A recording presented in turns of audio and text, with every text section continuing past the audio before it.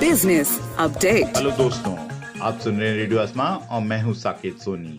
मैं लाया हूं आपके लिए बिजनेस अपडेट, व्यापार की बातें और स्टॉक मार्केट की हलचल।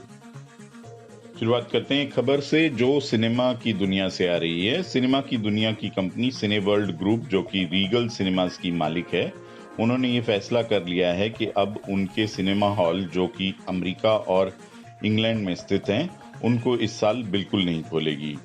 उन्होंने स्टाफ को भी इसके बारे में सूचित कर दिया है। कोविड-19 के फैलाव के बाद सिनेमा वर्ल्ड के जितने भी रीगल सिनेमास थे वो लगभग मार्च से ही बंद हैं और अनलॉक में भी सिनेमा सबसे ज्यादा पीछे लिस्ट में रखे गए हैं। सिने जगत के अंदर काफी शूटिंग्स भी डिले की गई हैं और आश्चर्य नहीं कि जेम्स बॉन्ड की movie No Time to Die ने भी अगले साल अप्रैल 2021 में रिलीज करने का फैसला लिया है। अब बात करते हैं प्रेसिडेंट ट्रंप की सेहत के बारे में। प्रेसिडेंट ट्रंप की सेहत की बुलेटिन के हिसाब से ये खबर आ रही है कि प्रेसिडेंट ट्रंप की सेहत अब थोड़ी बेहतर है और उम्मीद है कि वो हॉस्पिटल से रिहा जल्दी हो जाएंगे। लेकिन कई पत्रकार ये कह रहे हैं कि प्रेसिडेंट ट्रंप की इंफॉर्मेशन को काफी सीक्रेट रखा जाता है और सरकार इस समय बराबर इंफॉर्मेशन नहीं दे रही है। उनको इंफॉर्मेशन कई सूत्रों से पता लगानी पड़ रही है, जो बिल्कुल भी अच्छी बात नहीं है।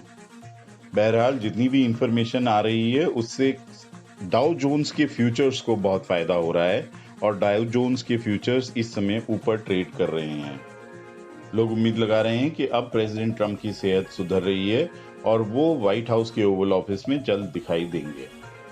WTO की एक मीटिंग में चाइना ने आरोप लगाया है कि भारत ने डिस्क्रिमिनेटिव और रेस्ट्रिक्टिव ट्रेड कदम उठाते हुए चाइनीज ऐप्स को बैन करा है।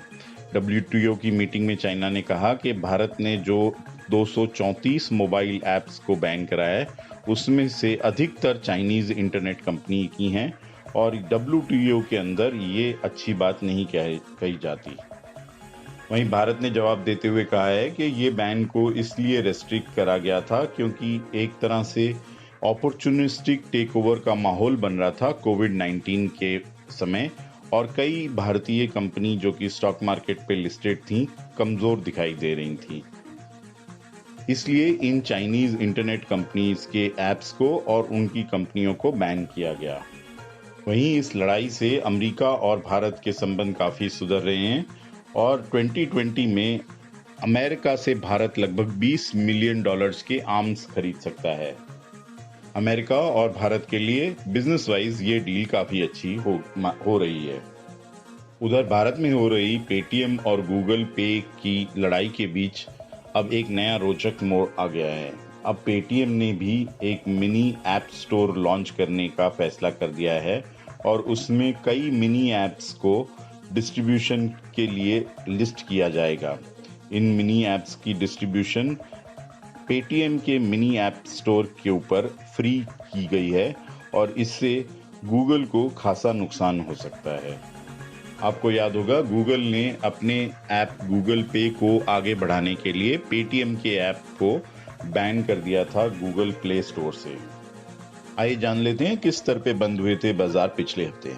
सेंसेक्स बंद हुए था 38,697 पे, निफ्टी 11,416 पे, डाउ जोन्स 27,682 पे, नैस्डैक 11,075 पे। वहीं भारत में सोने का भाव था 50,470 रुपये और चांदी का भाव था 61,145 रुपये। ये था आज का बिजनेस अपडेट। मैं हूं साकेत सोनी और आप सुन रहे हैं रेडियो आसमां। इसके सिवा जाना कहां। Business update.